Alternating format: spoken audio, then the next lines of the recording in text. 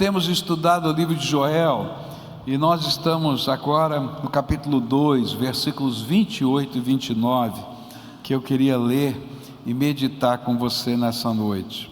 A palavra do Senhor diz assim, Joel 2, versículos 28 e 29: Acontecerá depois que derramarei o meu espírito sobre toda a carne, vossos filhos e vossas filhas profetizarão, os vossos anciãos terão sonhos, os vossos mancebos terão visões, e também sobre os servos e sobre as servas naqueles dias derramarei o meu espírito.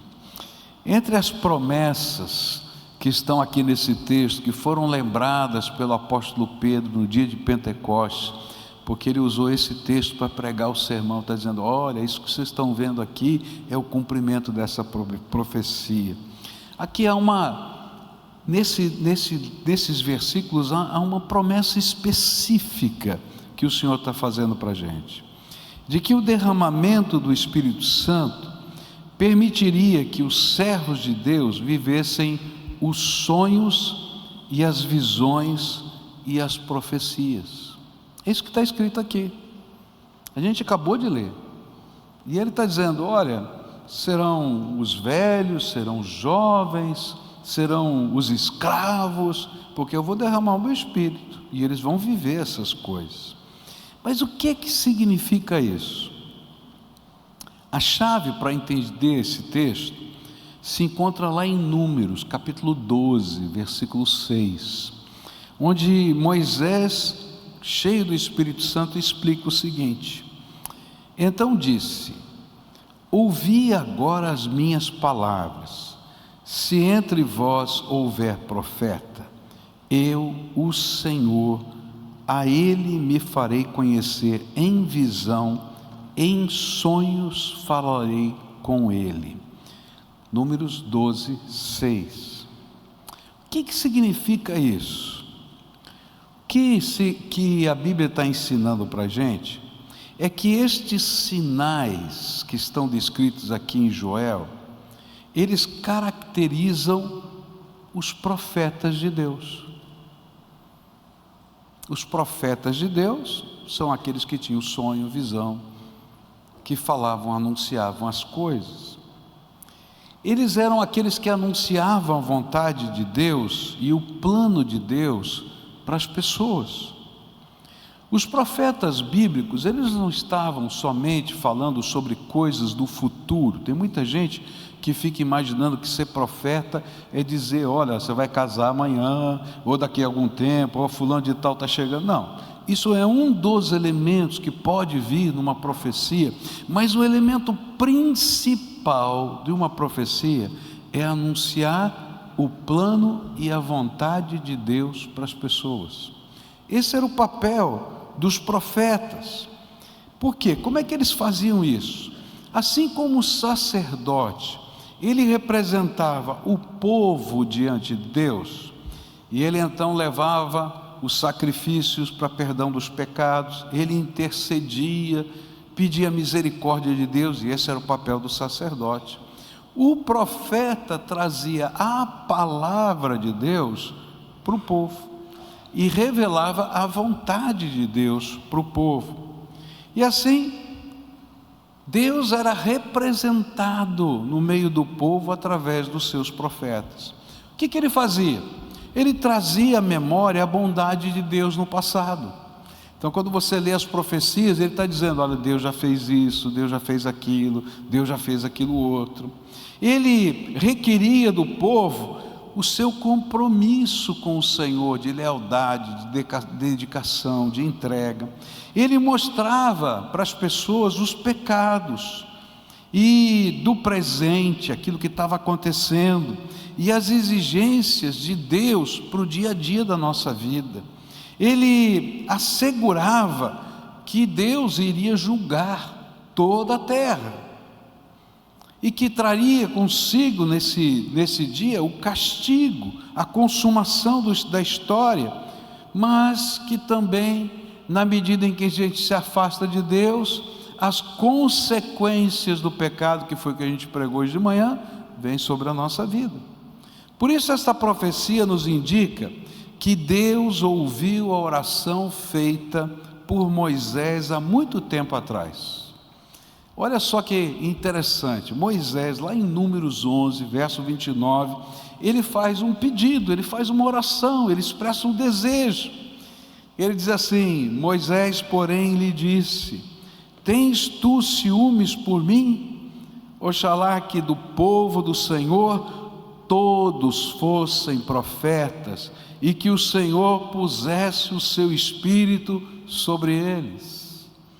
E Joel está dizendo: vai chegar o dia em que essa oração vai se cumprir, e que o Senhor vai colocar o seu espírito sobre todo aquele que invocar o nome do Senhor, e todos serão representantes de Deus nessa terra, e todos serão profetas do Altíssimo. E pelo derramar do seu Espírito Santo, o Senhor fez todo o seu povo profeta da sua vontade, propósito e profeta da sua palavra. Se você já recebeu Jesus como Senhor e Salvador da sua vida, você tem a palavra profética de Deus na sua boca e no seu coração. Pode olhar para quem está perto assim: seja profeta. Profeta é aquele que anuncia as coisas grandiosas de Deus. E quando a gente entende o papel que Deus nos deu pelo poder do seu Espírito, fica mais fácil servir. Se Deus colocou o seu Espírito, é para você ser uma bênção nessa terra. Eu sei que Deus derrama dons, e entre os dons do Espírito Santo existe o dom da profecia, que é um dom específico, tá? E que Deus usa os sonhos, visões, que Deus usa palavras no nosso coração, que a gente pode entregar para as pessoas. Isso aparece tanto no Velho Testamento quanto no Novo Testamento. Mas a promessa do derramamento do Espírito Santo é ampla, é muito maior. Ela implica que Ele transformaria todo o seu povo em profetas, que com poder anunciariam a mensagem de Deus. E é por isso que Jesus vai dizer para os seus discípulos o que está lá em Atos 1:8. Olha só que coisa interessante. Ele já tinha ensinado os seus discípulos, já tinha apresentado que ele estava ressuscitado, e ele poderia ter dito: olha, vão por todo mundo, prega o Evangelho já. Mas ele não fala isso. Ele fala lá em Atos 1:8: mas recebereis poder ao descer sobre vós o Espírito Santo, e ser-me-eis testemunhas, tanto em Jerusalém como em toda a Judéia e Samaria, até os confins da terra. O que Jesus estava dizendo: olha, quando você for cheio do Espírito, quando o Espírito Santo descer sobre você, quando você for selado pelo Espírito Santo, quando o Espírito Santo estiver dentro do seu coração, quando você for templo do Espírito, você vai ser uma poderosa testemunha da minha graça nessa terra. Você é profeta de Deus, a palavra de Deus está em você. Nós somos essas testemunhas. Nós somos os profetas de Deus para essa geração. E gente, que privilégio que Deus está nos dando. Eu vou dizer algumas coisas para vocês aqui, que vai dar medo, mas você vai ver que coisa tremenda. Você às vezes está orando por alguém, e o Espírito Santo fala lá no íntimo do coração da gente: olha, vai lá, fala isso para essa pessoa. E a gente fica todo envergonhado. Você não fica envergonhado? Fala a verdade. Fica todo envergonhado. Como é que eu vou falar? Um dia alguém me disse assim: eu senti isso, mas eu não sei como dizer. Eu vou dizer de que maneira?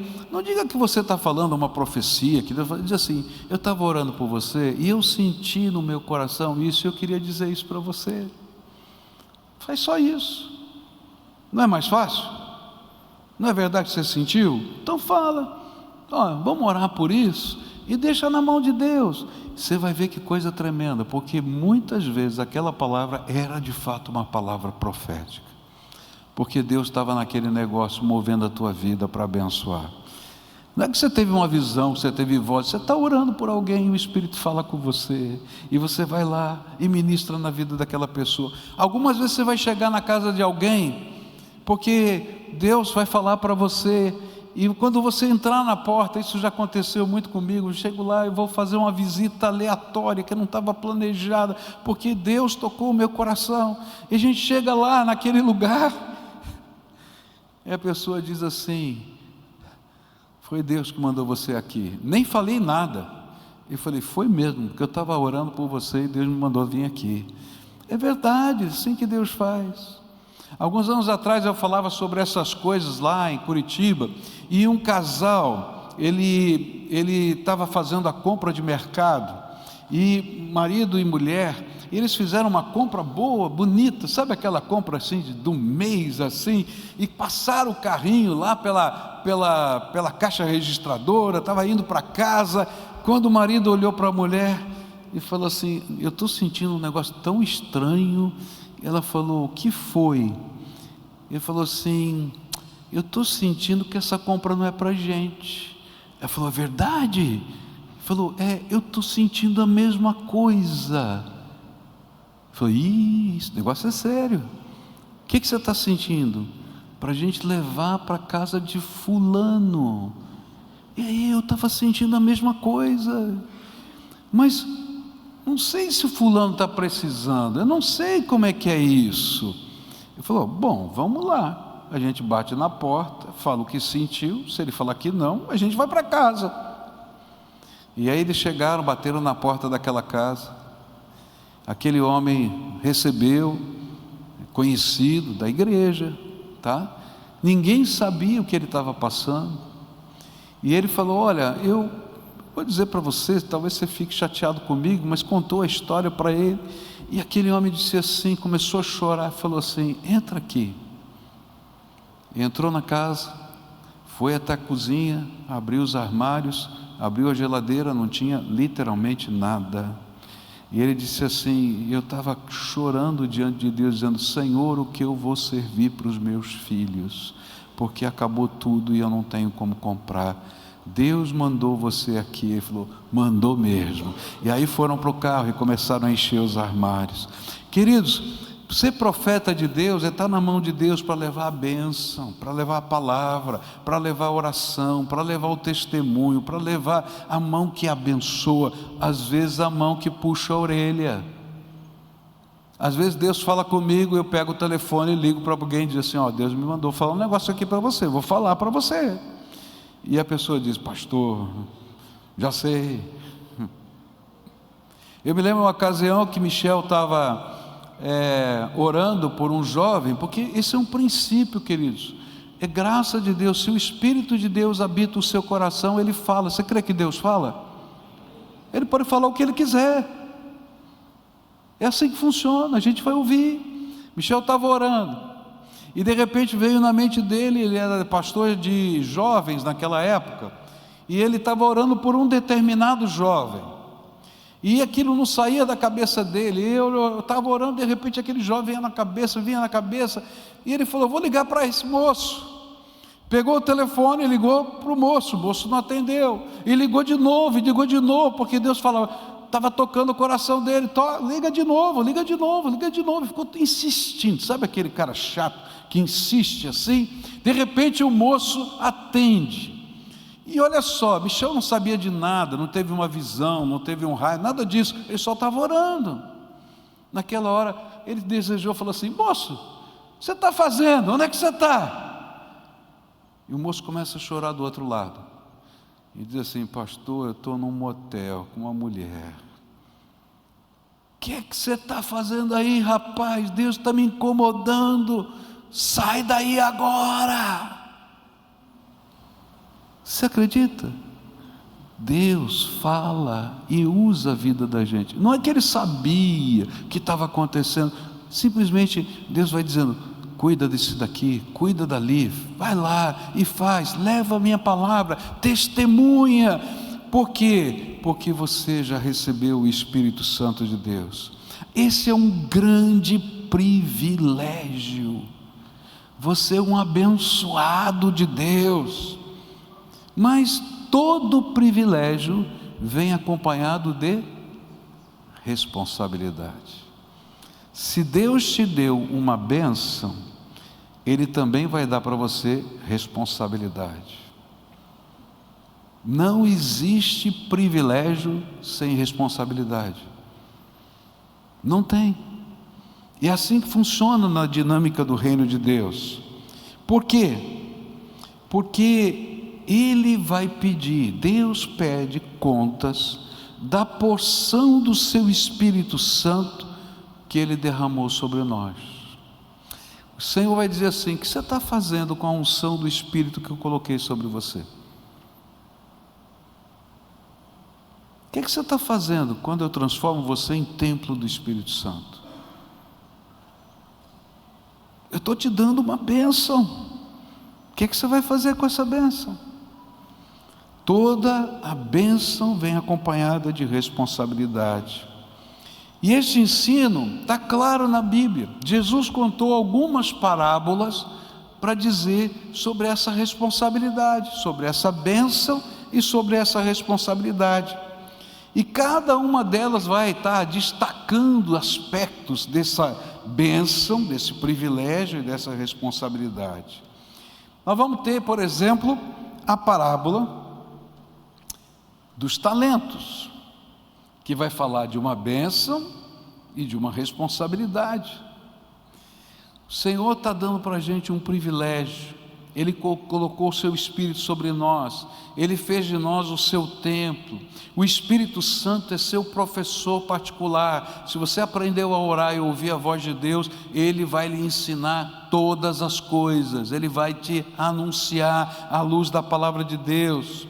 Ele não apenas ensina, como Ele intercede por você. A palavra de Deus diz que quando você não sabe orar, Ele, o Espírito Santo, intercede por você até com gemidos inexprimíveis. Ele está intercedendo por você. A palavra de Deus diz que o Espírito Santo consola, que o Espírito Santo ensina você a adorar a Deus. A gente não sabe como adorar, mas é o Espírito em nós que nos ensina a adorar o Pai e ao Filho, e que nos leva a esse momento de adoração. É o Espírito Santo que nos ajuda a compreender as Escrituras. Mas a grande pergunta é: para que tudo isso? Por que Ele está fazendo tudo isso? Para que você seja o instrumento da presença de Deus, o instrumento do propósito de Deus e o instrumento do poder de Deus nessa terra. É para isso que Ele está derramando o seu Espírito sobre você. Por isso o privilégio vem acompanhado dessa responsabilidade, e o Senhor vai pedir contas do que você está fazendo com essa unção. Você é profeta de Deus nessa terra, você é a mão de Jesus para as pessoas. Olha para a tua mão aqui, olha assim, olha para a outra, tá? Essa mão precisa ser a mão de Jesus nessa terra. Seus pés precisam ser os pés de Jesus por onde você anda. A sua boca precisa ser a boca da graça de Deus. Por isso que a Bíblia diz que não dá da mesma fonte sair bênção e maldição. Por isso você vai cuidar da sua língua, porque essa boca agora pertence a Jesus. Você é aquele que anuncia as maravilhas de Deus, e Ele vai derramar os seus dons, diferentes dons, mas o importante é que você possa prestar contas do que você está fazendo com o maior de todos os dons que Ele deu, o Espírito Santo que Ele colocou dentro da sua vida, porque esse dom Ele deu para todos quantos invocam o nome de nosso Senhor Jesus Cristo. Você só pode ser crente se Ele selar você com o Espírito Santo da promessa. Você só pode ser servo de Deus se você virar templo do Espírito. Por isso, Ele está dizendo: o que você está fazendo com o dom que eu estou te dando? Como é que as pessoas que eu amo estão sendo abençoadas? A gente está orando pelas ovelhinhas, e nós temos uma tentação de orar só por aqueles que a gente conhece, por aqueles que a gente ama. Então muita gente está orando pelo seu marido, pelo seu filho, mas quando você estiver procurando qual é o nome da ovelhinha, pergunta para Deus: quem o Senhor já está trabalhando e eu preciso chegar perto como instrumento do Senhor? E Ele vai revelar para você outras pessoas. porque você é profeta de Deus, e Ele vai enviar você naquele lugar. Ele vai mandar você aos perdidos da terra, aos desesperados, aos que estão com medo. E se a gente não fizer isso, tem consequências, porque todo privilégio tem responsabilidade. Sabe o que acontece quando a gente retém a palavra com a gente? Está na Bíblia, Jeremias 20, verso 9, diz assim.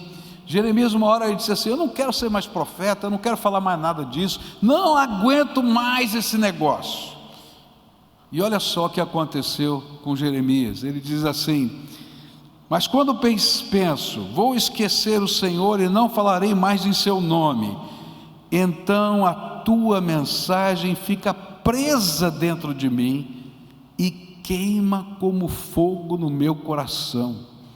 Eu estou cansado de guardá-la e não posso mais aguentar. Eu estou fazendo essa oração por todos vocês. Senhor, se a palavra estiver presa, faz pegar fogo o coração dessa gente. Toma cuidado, que Deus ouve essa minha oração, viu? Você vai arder por dentro, porque Deus te deu uma bênção. Você recebeu o Espírito na tua vida, então deixe que o Senhor o use. Seja despertado pelo Senhor. O que acontece num avivamento? As pessoas se despertam para entender que Deus está derramando graça sobre a sua vida. A mão de Deus não está encolhida que não possa abençoar. Eu canso de dizer para você: eu não tenho poder na minha mão. Eu não tenho poder. Você tem poder na tua mão? Tem aqui que tem poder na mão? Não tem, mas eu sei quem tem. Então eu oro pelas pessoas, eu vou lá, intercedo por elas, eu revelo o que Deus pode fazer. Por quê? Porque esse Deus Todo-Poderoso abençoa e derrama graça. E o que acontece no avivamento? As pessoas creem e vivem isso. Agora, outra parábola que Jesus conta tem a ver com o derramamento do Espírito Santo. Uma é a dos talentos. A dos talentos está dizendo: olha, não enterra o teu talento, coloque em ação, que ele se multiplica nessa terra. Mas a outra parábola é a parábola das virgens que tem a lamparina. Lembra dessa parábola? Então ele diz que isso tem muito a ver com a cultura daquele tempo, a festa de casamento. Então na festa de casamento havia um cortejo. Deixa eu explicar para você entender, senão essa parábola fica meio sem sentido. Tinha um cortejo, onde saía-se da casa do noivo e ia passando pela rua com os convidados, tá? Então saía, os amigos do noivo saíam da casa do noivo, com a família do noivo, e vinham pelas ruas. Lembra, uma aldeia pequena, isso, como é que era? E eles eram acompanhados. Quem iluminava o caminho até chegar na casa da noiva, onde o casamento ia acontecer, eram essas companheiras, essas damas de honra da noiva. E elas tinham uma missão: iluminar a chegada, o caminho. Então diz lá a parábola que tinham 10 virgens, que eram 10 moças, companheiras da noiva que ia se casar, que tinham essa missão. Algumas tinham azeite para poder esperar, porque ninguém sabia exatamente a hora que o cortejo sairia da casa. Então tinha que ter azeite dentro dessa lamparina suficiente e uma reserva, porque se demorasse, você ia colocando. E aí chegou a hora que o noivo está passando, está chegando perto, elas têm que estar lá para cumprir a sua missão, e 5 delas tinham azeite suficiente para isso, e 5 delas consumiram azeite só para si, para iluminar o seu quartinho. Esse é o contexto. Cada uma delas estava na sua casa, e cada uma estava iluminando a sua casa. Mas quando o noivo passou com o cortejo, elas não estavam preparadas para sair e cumprir a sua missão. E aí, essa parábola tem a ver com esse momento, Porque ele está dizendo: olha, a gente tem responsabilidade não apenas de ser instrumento de Deus, mas também de manter a lâmpada do avivamento, do ser cheio do Espírito, acesa na nossa vida. Ele está dizendo que nós precisamos de preparo para cumprir a missão que o Senhor nos deu. Você sabe por que muitos de vocês e muitos de nós não somos profetas de Deus de verdade? Porque a gente está que nem aquelas 5 virgens que estão gastando todo o seu óleo só para iluminar o seu quartinho. Entendeu? E aí quando vem a oportunidade, e lembra, gente, na vida é assim, a oportunidade passa. Se você deixar ela passar, nunca mais ela volta. Algumas oportunidades que eu perdi, nunca mais voltaram. Já contei até algumas histórias para vocês aqui, de algumas que eu perdi, e estão perdidas. E algumas eu tenho vontade de restaurar, mas parece que Deus diz assim: já te dei, você não quis, agora fica aí.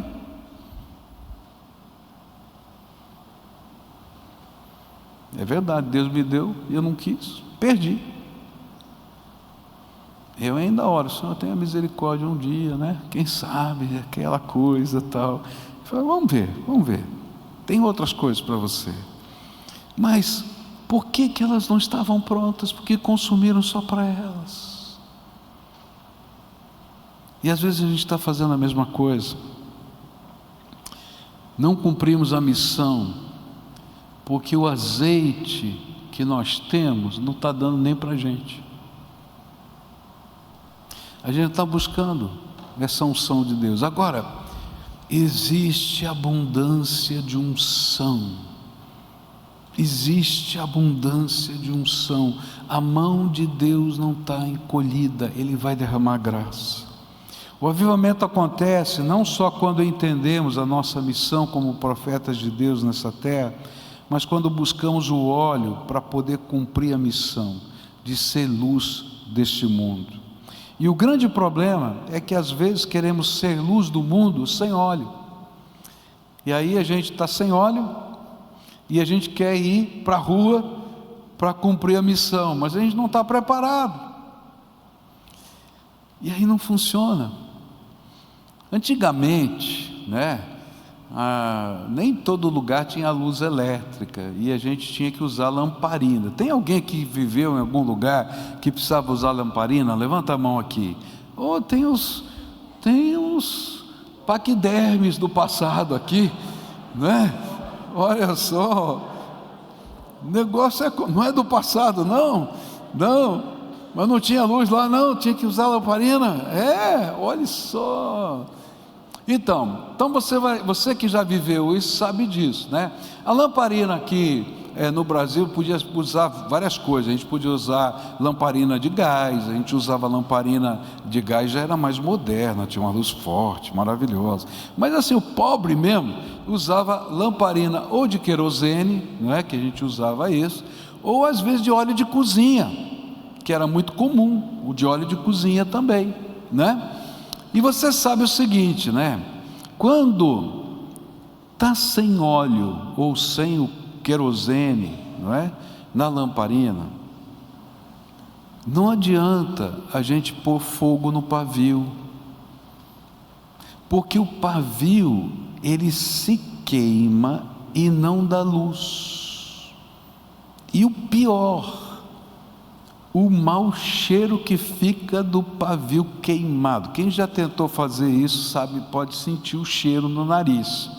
Fica um cheiro horrível. Tinha até um fogo de artifício antigo, que era um barbante, que era pensando nisso, que era para dar mau cheiro. Então você jogava aquilo, né? Tinha um cheiro ruim de pavio queimado que ficava lá, tá? Por quê? Porque sem o óleo não tem luz, sem combustível não tem. Às vezes tem gente tentando fazer a obra de Deus sem a unção do Espírito e se queima. Primeiro o pavio se queima e se torna imprestável. Tem muita gente magoada com a igreja, magoada com o pastor, magoada com tudo, porque ela está tentando fazer a obra de Deus como o pavio, sem óleo, e se queima, se machuca, e o pior, deixa um rastro de mau cheiro por onde passa. Agora, se você está imerso no óleo, isso é uma coisa incrível. A pontinha do pavio queima. De vez em quando você tem que dar uma paradinha naquela pontinha, não é? Mas o pavio está inteiro, porque é o óleo que está dando a luz, o brilho, o calor e assim por diante. O que a palavra de Deus está dizendo é: Deus derramou o seu Espírito, mas não deixa a botija do Espírito vazia, não deixa o teu coração ficar vazio, seja cheio do Espírito, busque ser cheio do Espírito. Junto com isso veio uma responsabilidade, mas essa responsabilidade tem que ser vivida no poder do Espírito, e as coisas de Deus vão acontecer. Esse é o problema de uma vida sem avivamento, esse é um problema de uma igreja adormecida sem avivamento. Só tem pavio queimando, mas não tem luz. Aí começa a briga aqui, briga ali, briga lá, falando mal de Beltrano, porque pavio queimando. Agora, Jesus nos salvou e selou com o seu Espírito Santo, e o meu dever e o seu dever é buscar ser cheio do Espírito Santo, e ser instrumento para a proclamação da salvação. E se hoje ele lhe pedisse para prestar contas da quantidade de óleo do Espírito em sua lamparina, o que é que você diria? E se ele lhe pedisse contas do seu ministério de proclamação como profeta de Deus, o que você apresentaria? Se ele perguntasse para você hoje: quem são as pessoas que Deus tem usado você para resgatar? Diga o nome delas. A quem você tem profetizado a mensagem de Deus? Para quem você está levando a bênção de Deus, o amor de Deus, a graça poderosa do nosso Senhor? E a minha pergunta é: será que às vezes você não está enterrando o maior de todos os dons que Deus te deu, o Espírito Santo? Será que não está na hora de fazer um pacto de fé e dizer: Senhor, eu vou buscar esse avivamento da minha vida, eu quero ser profeta da tua salvação e da tua bênção por onde passar. E querido, você não precisa ir longe para fazer isso. Tem gente precisando dessa palavra tua lá no teu trabalho, lá na tua casa, no teu condomínio, no lugar onde você mora, dentro de um ônibus. Você vai ver, Deus vai começar a te usar de uma maneira extraordinária. Nosso alvo é que cada crente aqui pelo menos leve uma pessoa, uma ovelhinha até a presença do Senhor, que a gente possa celebrar junto com você lá no bastério isso, e dizer: louvado seja Deus. Mas para isso precisa ter unção de Deus, o óleo de Deus, Ele vai derramar sobre a sua vida. Começa a buscar, entra na campanha, não apenas como um evento, mas como uma busca interior. Entra, começa o teu grupo de avivamento, convida mais alguém para a tua casa, reúne a tua família e convida mais alguém, abre um grupo de avivamento. Deus vai começar a fazer coisas tremendas. Pega lá o teu livrinho, chegou mais, tem mais lá, pega mais, vai lá e começa esse trabalho. Por quê? Porque o tempo da oportunidade acaba. E Joel, nesse capítulo, termina nos versículos 30 e 31 com essa palavra: e mostrarei prodígios no céu e na terra, e sangue, fogo e colunas de fumaça. O sol se converterá em trevas e a lua em sangue, antes que venha o grande e terrível dia do Senhor. E o que ele está dizendo é que no propósito divino, o derramamento do Espírito Santo é a última porta de Deus antes do dia em que Ele voltará para julgar a terra. Tem uma janela de tempo. A palavra de Deus diz que os últimos tempos começaram quando Jesus ressuscitou dentre os mortos. Palavra profética. Os últimos tempos. Nós, como igreja, aguardamos a vinda de nosso Senhor Jesus Cristo. O tempo de oportunidade é agora. Esse é aquilo que a gente já aprendeu, já estudou, é o período da graça, é o período do derramar do Espírito, que a Bíblia diz que os antigos profetas gostariam de viver nesse tempo.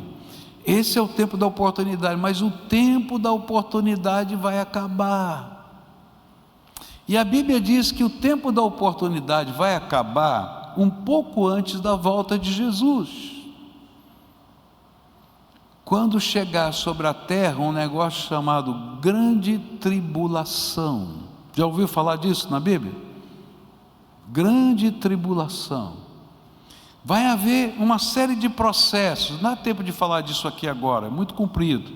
Se você ler o livro do Apocalipse, você vai ver que esse período de grande tribulação, ele vai começar a se encrudescer, a ficar complicado, um pouquinho de cada vez, e é por isso que vai ter as trombetas, os ais, tá? É todo um processo, e vai ficando difícil. Vai dizer assim: olha, Deus está falando através dos seus profetas, através da sua igreja, mas está falando também através de sinais na natureza, naquilo que está acontecendo na política, na economia do mundo inteiro, e Ele está falando, e isso vai começar a ficar cada vez mais complicado, mais complicado, mais complicado, e vai se levantar um período de grande perseguição.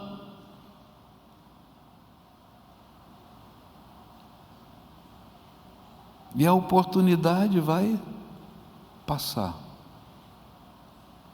Agora, isso na janela do tempo da história, mas na janela do tempo da nossa vida, a mesma coisa acontece. Os momentos das grandes oportunidades de Deus estão agora. Quem viveu o Evangelho há 30 anos atrás, há 40 anos atrás, sabe que aquilo que aconteceu com Julinha e a família dela não aconteceria há 30, 40 anos atrás, que ela colocaria um convitinho no escaninho do prédio dela e 15 pessoas diriam: eu vou lá. Há 30 anos atrás, 40 anos atrás, quando essa igreja começou, botaram fogo nela. O que Deus está dizendo? O tempo da oportunidade é agora. Aproveita, aproveita, usa o dom que Deus te deu, porque vai chegar o tempo em que a possibilidade vai se fechando e a oportunidade também. E quando Jesus voltar, a Bíblia diz uma coisa tremenda. Ela diz assim, que vai ser um dia de duplo sentido quando Jesus voltar. Para aqueles que estiverem em Cristo Jesus, será festa, porque a Bíblia diz que quando Jesus voltar, num piscar de olhos, todos aqueles aqui que foram selados pelo Espírito Santo da promessa serão arrebatados e terão os seus corpos transformados num piscar de olhos, e vão se encontrar com Jesus nas nuvens. Eu fico imaginando, que glória!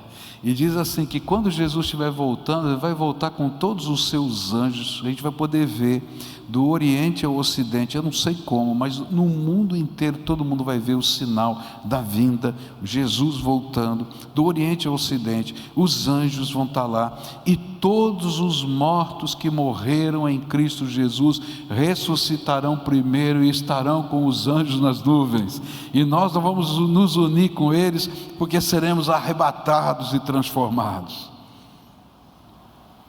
Mas a gente vai olhar para baixo, e todos aqueles que não estiverem nas nuvens estão reservados para o juízo final, e o juízo final será para colocá-los no lago de fogo e enxofre por toda a eternidade, como está escrito nas Escrituras. Eu acho que vai ser um misto. Eu vou estar vendo a glória de Deus em mim, mas eu vou estar olhando para lá e vou ver meu pai, meu irmão, meu filho. E por isso que a Bíblia diz que o dia do Senhor, esse dia, é dia de trevas e não de luz, porque vai ser uma mistura tão grande de sentimentos do coração da gente. E o pior é que talvez alguns desses, para vergonha nossa, quando passarem diante do trono, vão dizer: por que que meu irmão nunca me falou? Por que que nunca me disse? Por que que ele não fez mais? Talvez se ele tivesse insistido um pouquinho mais. Queridos, você é o profeta de Deus. Você tem a bênção de Deus, leva a bênção de Deus. Se prepara para isso, não vai como pavio queimando, não. Vai cheio do Espírito. E Deus começa a testificar as coisas no coração. Ele aplica a palavra. E a gente vai ver as grandezas do Senhor. Queria orar por você nessa noite. Quero fazer um desafio para você. Começa um grupo de avivamento. Ah, pastor, você é profeta. Começa. Como é que você vai desfrutar daquilo que Deus te deu se você não experimentar? Se não vier ninguém, pastor, ora pelo teu povo. Deus sabe de tudo. Mas se você estiver orando, vai aparecer. Porque tem alguém que Deus está trabalhando, ele mora perto de você, que faz parte do seu relacionamento, e que Deus vai dizer assim: vou te usar para ser uma bênção. Quando Deus tocar o seu coração, escreva para aquela pessoa: estou orando por você. Deus, não sei porquê, está me incomodando para orar por você. Você precisa que eu ore por alguma coisa? E quando a pessoa pedir, ora com fé, porque Deus vai te dar essa promessa, Deus vai te dar esse milagre, Deus vai te dar esse milagre. Isso vai ser um sinal para você dizer: agora nós temos que agradecer. Vem aqui para a semana de avivamento, vem aqui para esse mês de avivamento, vem aqui para a campanha. E as pessoas vão dizer: esse negócio de oração funciona? Funciona. Começa. Você vai ver a glória de Deus, querido. Deus não derrama mais óleo para quem não quer ser lamparina. Ele não precisa de estoques de óleo, ele já tem. Ele quer lamparinas. Por isso Jesus disse que eu e você somos a luz do mundo. Vamos orar? Fica de pé no lugar que você está e a gente vai orar ao Senhor.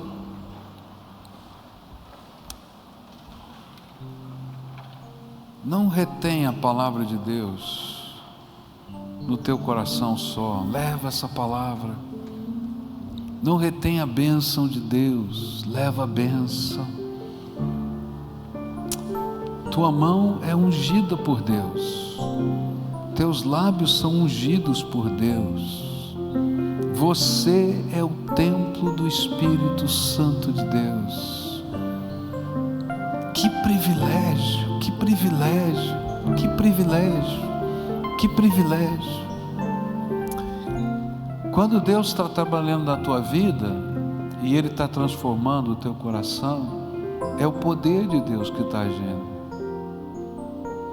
Essa semana para mim foi uma semana maravilhosa. Semana passada foi uma luta que Deus, misericórdia. Mas essa semana parece que Deus abriu as janelas dos céus e tudo pelo que eu estava orando há meses aconteceu essa semana. Porque esse é o tempo da oportunidade. Esse é o tempo da oportunidade. E Deus está dizendo assim: olha, tem horas que a gente chora, mas tem horas que eu abro as janelas do céu e derramo uma chuva que tem a ver com o tempo certo e uma chuva que é fora de tempo, mas sou eu que derramo chuvas de bênçãos do Senhor sobre a nossa vida. Creia nisso, busca isso, ora por isso, viva isso. E lá, domingo que vem, a gente vai colocar o mural lá fora. Eu tenho certeza que ele vai ficar cheio rapidinho, porque Deus já está respondendo as orações. E você vai testemunhar lá. E a gente, se você colocar lá no mural, a gente vai pedir para você gravar um videozinho de 1 minuto. E a gente vai colocar nas redes sociais. Eu sei que Deus responde as orações. E a gente vai testemunhar, Deus está falando, Deus está fazendo, Deus está falando, Deus está fazendo. E o mundo vai crer, porque eles não conhecem o Deus de milagres que a gente conhece, mas a gente é profeta desse Deus nessa vida. Quero colocar a sua vida na mão de Deus. Estende tua mão para lá, para frente, as duas. E eu vou pedir para Deus ungir você, derramar graça, poder, sabedoria, discernimento. Recebe isso que Deus vai te dar. Eu não tenho poder para te dar, mas Ele tem, e Ele vai derramar isso sobre a sua vida. Senhor Jesus, as mãos do teu povo estão estendidas, como que alguém que recebe. Então nessa hora, eu quero te pedir, derrama uma unção poderosa, Senhor, e que eles sejam impregnados pela tua graça. Mas assim como acontecia com o sacerdote, quando ele se consagrava, e ele apresentava as suas mãos assim, e o sacerdote que iria ungí-lo, colocava sobre as mãos desse outro sacerdote, as ofertas que deveriam ser movidas sobre o altar, e eles tinham que ter as suas mãos cheias, para moverem sobre o altar, porque a palavra consagração em hebraico quer dizer mão cheia. Então não apenas unge com teu óleo, mas enche as mãos dos teus filhos de oportunidades, de pessoas, de lugares, de entradas, de possibilidades, para que eles sejam os profetas do Senhor nessa terra. E que eles possam, Senhor, sentir a alegria de quem recebeu uma bênção, mas de quem é também uma bênção nessa terra. Abençoa o teu povo, abençoa o teu povo, abençoa. Eu sei, Senhor, que alguns estão vivendo lutas tremendas, mas a tua palavra diz que quando nós cuidamos das coisas do Senhor, e quando colocamos o reino de Deus e a sua justiça em primeiro lugar, todas as outras coisas nos são acrescentadas. Então agora, Senhor, enquanto eles estiverem te servindo, derrama a tua bênção no meio deles, e que aquilo que estava fechado se abra, aquilo que era impossível comece a acontecer, e que eles possam glorificar o nome do Senhor e dizer: o Senhor é bom e a sua misericórdia dura para sempre. Abençoa, Pai. Abençoa, abençoa, abençoa, abençoa. É aquilo que eu oro em nome de Jesus. Amém.